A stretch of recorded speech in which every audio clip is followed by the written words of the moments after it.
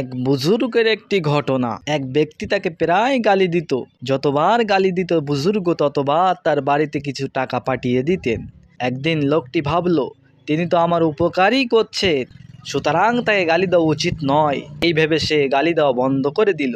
সেই দিন থেকে বুজুর্গ তাকে টাকা দেওয়া বন্ধ করে দিলেন। লোকটি এর কারণ জিজ্ঞাসা করলেন। বুজুর্গ বললেন, ভাই, ব্যবসায় তো এটাই নিয়ম, দিতে হবে এবং নিতে হবে।